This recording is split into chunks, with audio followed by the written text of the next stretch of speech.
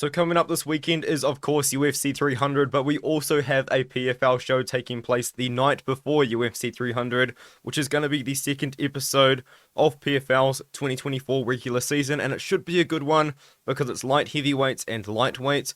I did want to note that Shane Burgos isn't returning for lightweight. I tried to look into it. Maybe he's coming back at featherweight. I'm not too sure, but he's not on the card. But there are some very, very fun fighters and very fun fights on this card. I think I did really well last week. I think I only got 1 or 2 fights incorrect for a PFL card, which I don't think is too bad, and I'm hoping I can replicate it again on this one here. But before we do get into my predictions, I did want to announce I will be doing a live stream fight companion for UFC 300. Not for this card, but for UFC 300, I will be live on this YouTube channel, and as well as that, you can sign up to the We Want Picks premium membership service, which is $10 per month. For a lot of things, you get Angelo's bets, Jakob's bets, as well as a lot of tools that can help you make your own bets in DraftKings and Prize Picks and all sorts of stuff just like that for only $10 per month, whereas some other channels charge like $100 per month. I have been finding out on Twitter recently. If you know what I'm talking about, you know what I'm talking about. But yeah, it's really good value. You can get 3-day free trial, and now's a really good time to sign up because you're going to get my PFL article, but you're also going to get all of the content for UFC 300, which is going to be one of the biggest UFC cards of all time. And of course, Angelo and Jakob already have bets out for that card. Angelo's already put out a safety parlay as well, so you get access to that if you do sign up for $10 per month or for free for 3 days using my code ARTEM. So if you want to check it out, use my code ARTEM for a 3-day free trial, and by doing so, you do also help support me as well. So with all that being said, let's get into my predictions for this second episode, I guess you could call it, of the PFL 2024 regular season. Now, in my opinion, the first 2 fights of the card are actually the hardest to predict, and it's going to be Elvin Espinoza taking on Anthony Romero, starting off this card here. And Elvin Espinoza is a name that I cannot pronounce, but he's also a fighter that the PFL has been trying to build up for quite a while. He's been on the roster since 2021, and he's just fought a couple of times on the regular season as bonus fights, but also as part of their Challenger series, which is kind of like the Contender series as well. But now I'm pretty confident he's on the real roster, taking on Anthony Romero, who had a pretty short run for PFL last year, when he did fight this guy called Tony Caruso and managed to beat him. But then he was thrown in there against Olivier Aubin-Mercier, who ended up managing to win it all and win the $1 million, and that was a pretty tough matchup for him. I feel like both guys have a very similar style of matchup, style of fighting, I should say, except Elvin Espinoza is going to be much smaller, but he's also much more offensive in his wrestling, or I guess he's just a lot more aggressive in that sort of area, because both guys are very well-rounded, both guys are decent but not incredible strikers, and both guys are pretty good at wrestling and grappling. I've seen both of these guys get offensive takedowns. I've seen both of these guys, especially Anthony Romero, find some really nice reversals on opponents trying to take him down, so maybe we can see that in this matchup. But Elvin Espinoza, what he's going to want to do is he's going to want to get Anthony Romero to the ground and then dominate in top position and then potentially look to find the back or just control on top. I do think Espinoza can go out there and do it. He's not a fighter I would bet on at minus 350, so personally I would recommend just avoiding this fight altogether. I think there's much better betting opportunities on the card. The pick is Espinoza. He's not a confident pick, though, at all, to be honest with you. I think Romero is a good fighter. He's also going to be a lot bigger than him. But I'm going to pick Espinoza to win this fight here by decision with that offensive wrestling. It is worth noting as well that I have seen Romero slow down a little bit, so his cardio is a little bit of a concern to me. But ultimately, I'm still picking Espinoza to win a decision. And now we have JJ Wilson taking on Adam Piccolotti, and this is a very interesting sort of matchup for me, because JJ Wilson is a guy that a few years ago I would say he was a kickboxer, but now you watch all of his fights and this guy's going out there and shooting takedowns on Mansour Burnell, who's a really, really good grappler. In fact, so good at grappling, he submitted Adam Piccolotti, who's a fantastic grappler in his own right. So JJ Wilson going out there and he's getting his own takedowns, he's getting his own offensive grappling going, and if he's going out there and he's taking down Mansour Burnell, then I'm pretty sure he's probably going to go out there and try and take down Adam Piccolotti as well, which could be a pretty bad idea, as Piccolotti is a very, very solid grappler in his own right. But JJ Wilson, I feel like, has just been impressing me a lot recently. He did beat Vladimir Tokov in a fight which the decision was pretty close, to be honest. Tokov honestly controlled the top position of the fight. Most of the fight, I mean, a lot of it, JJ Wilson was on the ground, but he was throwing up submissions, he was throwing up elbows, so I guess the judges liked the activity from JJ Wilson, even though he was on bottom position, over Tokov's top control, but not doing a lot with it. But then in the matchup against Burnell, within the first 10 seconds, he shot for a takedown. They engaged in the clinch a bit, and then they're reversing each other on the ground. JJ Wilson's throwing up arm bars, meanwhile Burnell throwing up leg lock attempts. And also Burnell had a rear naked choke in, or at least was working for one at the end of round number 1 as well. And JJ Wilson has had to fight off submissions in the past. He did lose to Gadzhi Rabadanov, who's also on this card. But Tokov was putting him in some pretty bad grappling positions as well. But I do know for a fact that JJ Wilson's submission defense is very good, and that's something we have seen out of him in his last couple of fights for sure. And Piccolotti's a dangerous grappler. I don't think he's going to be as good at striking as JJ Wilson, and maybe when these two do fight, the grappling might just cancel each other out and they do end up striking. In that matchup, I like JJ Wilson more. I also think that JJ Wilson is more likely to go out there and shoot for the takedown, if that makes any sense.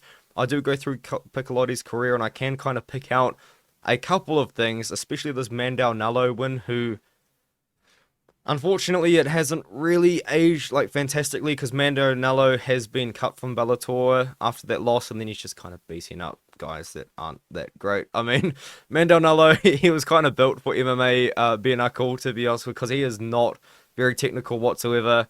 He's just a brawler. That's kind of all he really wants to do. And Piccolotti, of course, did manage to get the submission over him. But what I'm trying to say is JJ Wilson has been beating the better competition recently, and I think he's going to be able to go out there and beat Piccolotti. I'm seeing a lot of improvement out of JJ Wilson as well, especially in that grappling. I think he can go out there and win his PFL debut against another former Bellator fighter in Adam Piccolotti. So give me JJ Wilson to win. I'll pick him to win by decision as well, as is the majority of people. Now, Gadzhi Rabadanov is taking on Solomon Renfro at 155 pounds. It is worth noting that as Solomon Renfro has fought at 155 in the past, but he has more recently been fighting at 170 pounds. I would say mostly because a lot of his PFL opportunities he's been getting have been at short notice. He fought on the Contender Series against the Sluggernaut Johnny Parsons, I was trying to remember his name there, and lost a close decision, which in my opinion I thought Renfro won, but it is what it is. And then Fugit knocked him out with like 3 head kicks in a row to start off the fight.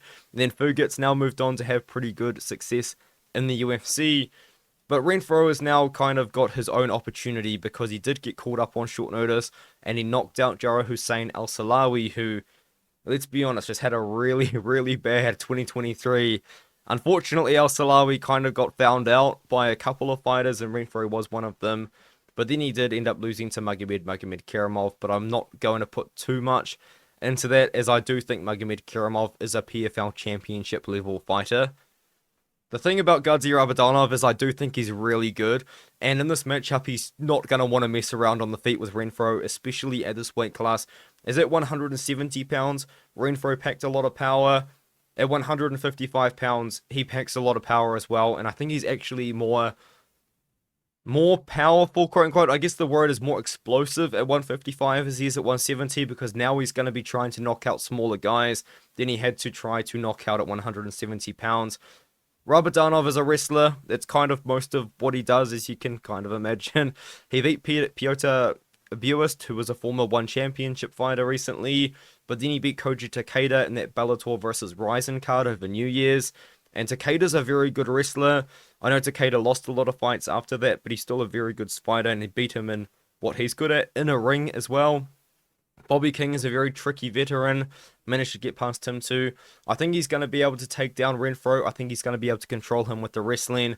I'm relatively confident in Rabadanov. I'm not going to say I'm very confident in Rabadanov, because Renfro is powerful, but I do think Gadzhi Rabadanov is going to be able to go out there and get the takedowns on Renfro and ultimately win a decision. Bruno Miranda is taking on Brent Primus, and this is honestly a fight I could see myself getting very wrong. Oh man, I might pick I'm picking Brent Primus, but I'm not feeling good about it, man. And especially now that I just realized that Brent Primus is a lot older than I imagined him being. He's 39 years old, man. I did not realize he was that old at all. Like, in fact, I was actually just watching fights on him and was not paying attention to his age, and I've just learnt about it right now. 39-year-old lightweight in the big 2024, hey? It's stylistically a nightmare matchup for Bruno Miranda, but if Miranda can keep the fight on the feet, Primus is going to be in a lot of trouble because Miranda is damn dangerous, man. Of course, he does train out of Tiger Muay Thai. He throws a lot of hooks and he's got big power in those hands, man. He beat Alex Martinez recently. He beat Ahmed Amir, and that's a fight which unfortunately he didn't find the finish. But excuse my language, Angelo, but he beat the piss out of Amir for the whole fight, man. Ahmed Amir was shooting takedowns, spamming takedowns over and over and over again and couldn't get them. And Miranda was just beating the lights out of him for 15 minutes. This fight could look like that, except Primus is a much, much better wrestler than Amir is, and he does, of course, have a good wrestling background. Had that fight against Usman Nurmagomedov, but then Nurmagomedov, his urine test literally burned through the cup, so in other words, he pissed hot, unfortunately, and he's got a suspension, I believe. But he beat Banswar Barnawi, who's a really good grappler in his own right. Lost to Shabalai, who's good, but beat Benson Henderson as well. Primus is a wrestler. He's going to want to get the takedowns here. I think he does get the takedowns here. I think he's bigger. I think he's a significantly better wrestler. But as long as the fight is on the feet, Miranda does have lights out striking. He does have a lot of power in those hands. He does throw a lot of hooks, and he does have good takedown defense. That is something that you can note about him. He's not super tall for 155. He uses a lot of his strength to defend takedowns. Like, it's not the most technical takedown defense, but it does work. It is effective. But I think ultimately Primus is going to be able to get him down and take him down and control on top and just do what he does. And I think Primus does win by decision in this matchup. And now Antonio Carlos Jr. is going to be taking on Simon Biyong. And this is just a hard fight to predict because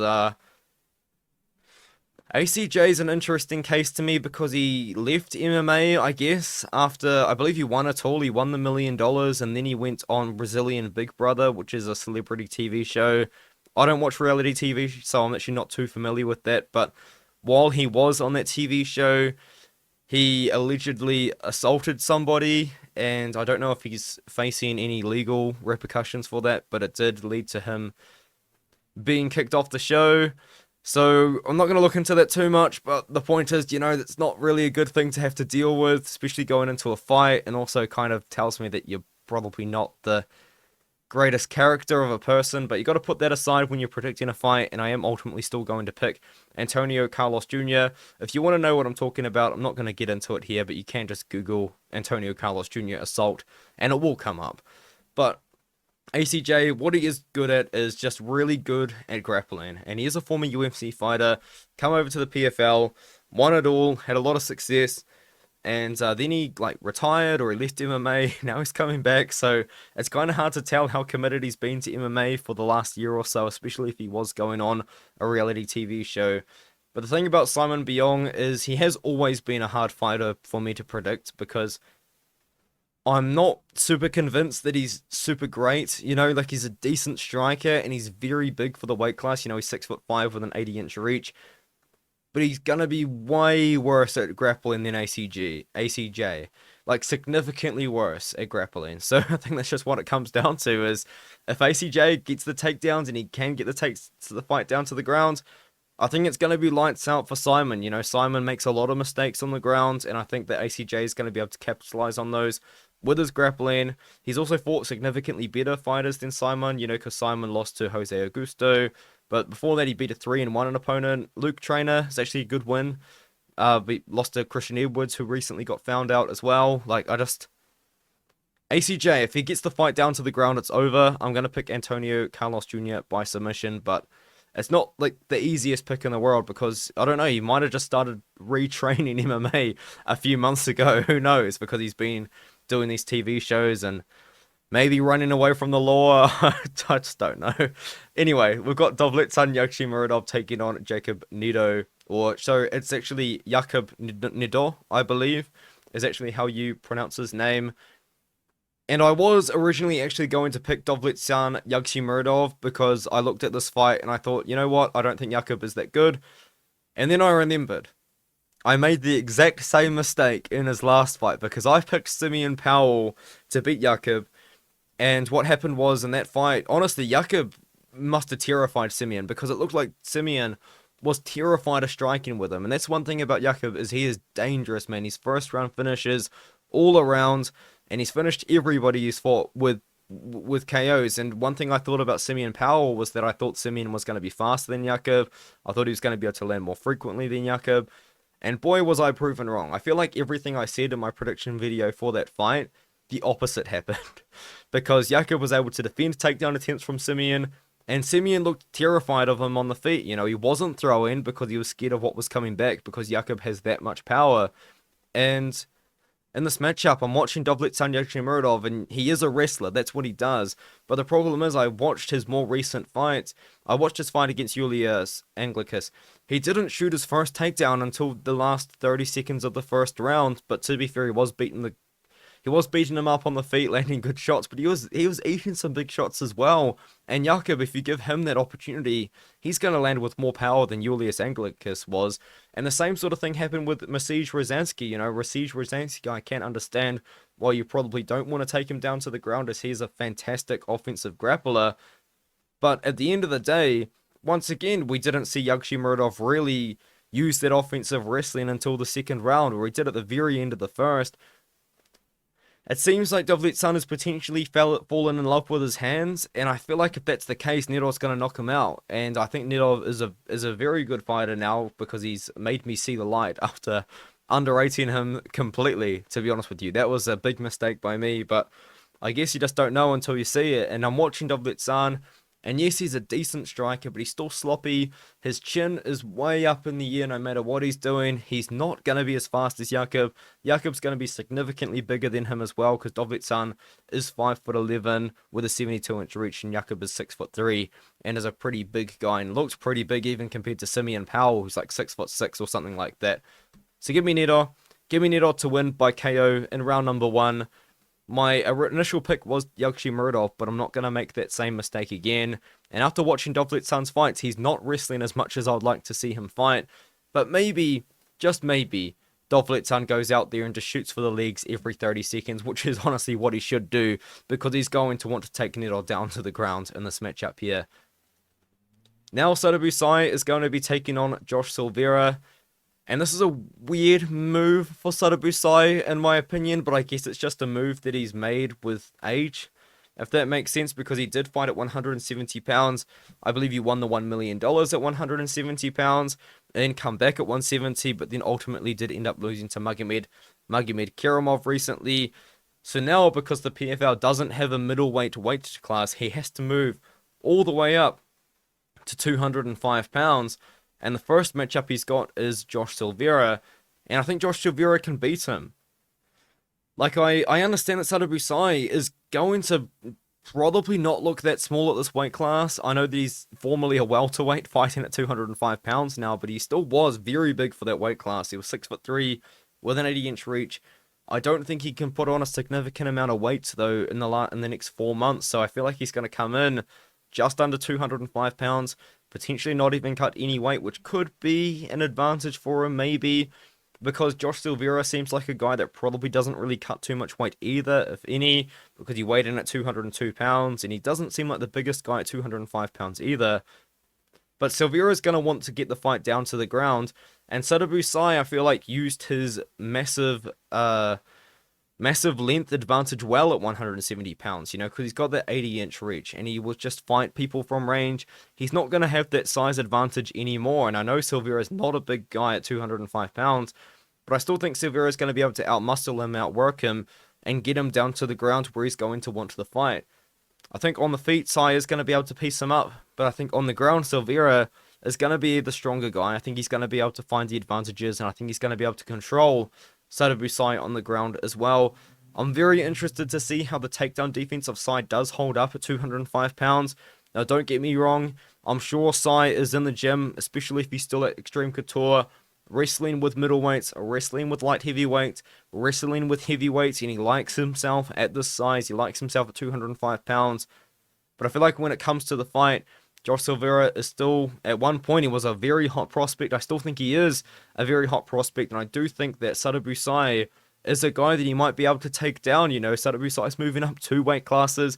He fought at 170 pounds only 4.5 months ago, so it's not like he's going to be able to put on heaps of weight to really pack up to a 205-pound division. I like Silveira here. He's fought at light heavyweight for his whole career as far as I'm concerned, and I think he can get it done. I think he gets the takedowns. I think he can win on the grounds as well with that control.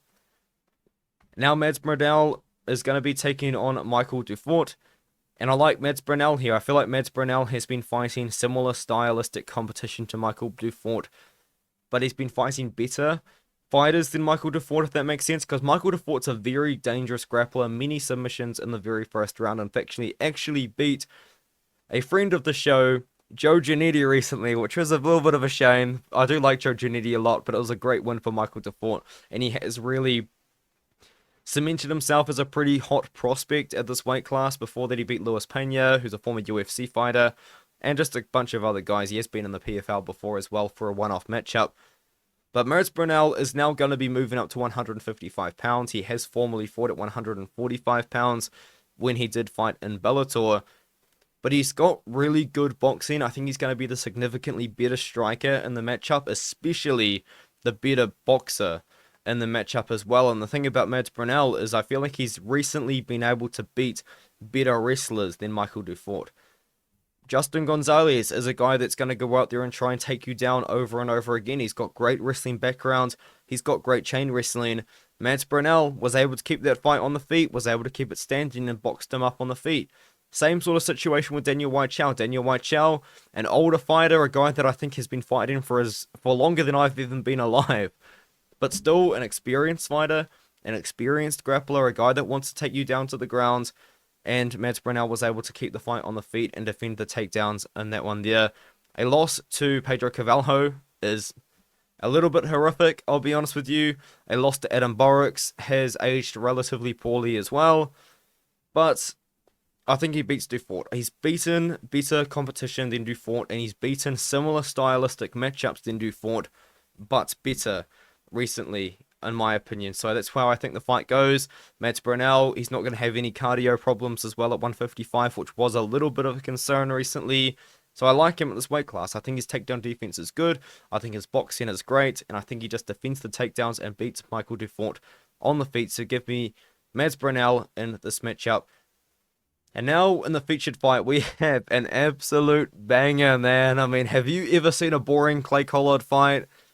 I don't think I ever have, or I've never seen a boring Clay Collard fight where he's won, because usually if he loses, it typically is when he's just getting taken down and out-wrestled. But man, his fight against AJ McKee was fun. His fight against OAM was even pretty fun, and OAM makes exciting fighters boring, because he's probably one of the most boring fighters in history, I would almost say, to be honest with you. But he beat Shane Burgos in a war. He beat Stevie Ray in a pretty fun fight, knocked him out, and beat Yamato Nishikawa in, again, a war, because Yamato was lighting up those legs, man. But Yamato Nishikawa, a guy the UFC once had, and unfortunately they lost him. But Patricky Pitbull obviously is Patricio Pitbull's brother. Obviously is Patricio Pitbull's, I guess, less skilled brother, because, you know, he's had a lot more mixed success at Bellator. I believe he has been a champion at one point. I think he won the belt. Was it against Peter Queally in that rematch there? But then, of course, did lose to Usman Nurmagomedov. Pitbull's a dangerous striker, man. That's what he does. He is a little bit less well-rounded than his brother. But, man, he's got a lot of finishes by KO. And, man, he is a dangerous guy. But so is Clay Collard. You know, Clay Collard had an interesting boxing career at one point. Gave up MMA for a bit. Went boxing. And then he come back and fought Anthony Pettis and beat him. One thing I do notice about Clay Collard's boxing career is he wasn't fighting bums, man. Like, I couldn't really pick them out right now when you do look into it. But when I was following boxing, I was looking out at prospects. Some of them had fought Clay Collard. Like, Clay Collard was fighting pretty good boxers when he was doing his boxing thing. Now he's come back to MMA. He's put it on absolute bangers. I think he beats Patricky Pitbull here. I think he's just a better striker in a fight that I think is going to be a striking fight. And I think Clay Collard's going to come out here looking for revenge, you know, because he lost to OAM in the finals. He has been robbed a lot in the past in the PFL. I think Collard goes out there. I think he knocks out Patricky Pitbull here. I think he is going to be able to find a finish. Patricky Pitbull is not getting any younger. He's 38 years old. TKO'd by Quealy isn't a good look. Lost to Shabalai by decision, showed toughness there, but I think that Collard's going to be able to knock him out. Collard's got different levels of power, man. He's just so technical and so well timed with it. I think this is going to be an absolute war while it lasts, but I do think Clay Collard is ultimately going to go and find that finish. Now we have Rob Wilkinson taking on Tom Breese. Hard to pick because Rob Wilkinson is most likely not going to be on the source anymore, and that could maybe have a big impact on his performance because, you know, when Rob Wilkinson was on his prime, he was looking like a scary dude. When he took on Amari Akhmedov, he just kept coming forward over and over and over again, put on a massive pace. When he took on Thiago Santos, the same thing. Massive pace against Santos. Lots of volume on the feet, lots of takedown attempts, but then it turns out, hey, he was on something. He was on, I guess, what is this? Testosterone? Is that TRT? I wouldn't know. But the point is, Rob Wilkinson was, he was getting up to no good. And Thiago Santos was also getting up to no good in that matchup as well. Wilkinson's popped. Now that the PFL is with USADA, he might be able to slip by the cracks because, of course, when he did pop, it was when the PFL was not with USADA. And now they are. So maybe Rob Wilkinson can find a little way around the USADA scheme. But if he's not on the source, he's probably not going to have the same cardio that he used to have. And it is a bit of a shame because maybe Wilkinson did cheat his way to $1 million against Akhmedov and against Monte and against Paster. Who knows, man? Who knows? But one thing about Wilkinson is he's a great striker and he's developed his wrestling and grappling a lot. Tom Breese is a grappler, though, and he's going to want this fight down to the ground. But I think he's going to struggle on the feet. I think Wilkinson on the feet is just going to be able to piece him up, you know. Once again, he was on the source last year, but he was knocking out everyone silly. And I think he can knock out Tom Breese in this matchup. You know, Breese is going to be the more dangerous grappler, but Wilkinson showed decent wrestling against Thiago Santos. He's shown decent wrestling against Amari Akhmedov. He's shown decent wrestling in his PFL career in general, I would say. And Breese, I just don't know if he's going to be able to get the fight down to the ground. And when he can't get the fight down to the ground, he has been KO'd a couple of times. I think that in this matchup here, especially even against Clayton Silva, that was just an old dude. I think Wilkinson's going to be able to knock him out. So give me Wilkinson. I do worry a little bit because his cardio might not be as good as it used to be. His power might not be as good as it used to be. Who knows if he's even clean. If he's not clean, he's probably going to run through Tom Breese. But if he is clean, then it could be a lot more interesting. But let's move on to the main event. Impa Kasanganay taking on Alex Polizzi. I'm going with Impa Kasanganay, but I would not bet him at minus 575. I just looked at those odds and I was like, oh, everything else I've looked at has made sense, but this just does not make sense really whatsoever, because this is not a good matchup for Impa Kasanganay, in my opinion, especially when you consider the fact that he just fought at 185 pounds. So once again, he's not really going to be ultimately filled out to fight at 205. He had a very competitive fight with Johnny Eblen, which he did ultimately lose. But now he's fighting a guy in Alex Polizzi who, yes, got absolutely smoked by Yoel Romero. Got his jaw broken in multiple places, a horrific injury from that one there. And then he lost to Carl Moore. But the thing about Polizzi and the way that he fights is he is a genuine guy at 205 pounds, and he shoots takedowns over and over and over and over again. This guy's just constantly going to be shooting takedowns until he gasses out, and he is going to gas out.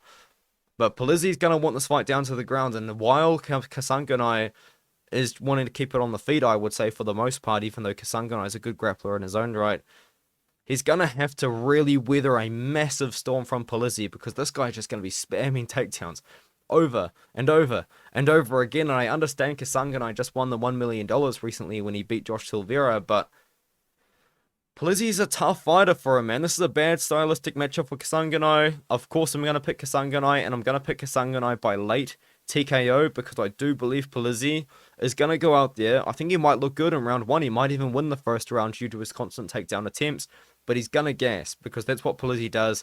And I think Impa Kasanganay is going to knock him out in round number 3. In the final round, Kasanganay is going to find the TKO after Polizzi gasses out trying to take him down. But minus 575, there's better spots on this card, man. I can tell you that much. I think there's much better spots on this card than a minus 575 Impa Kasanganay taking on a bad stylistic matchup like this.